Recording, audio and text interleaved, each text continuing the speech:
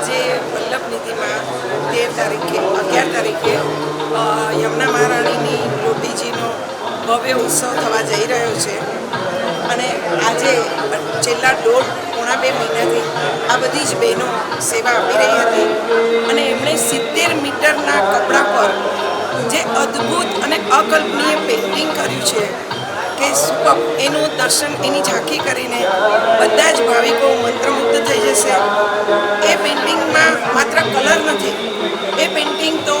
આ બધી જ બહેનોના હૃદયના રંગેથી રંગાયેલું છે. એમાં ભક્તિ ભાવ અને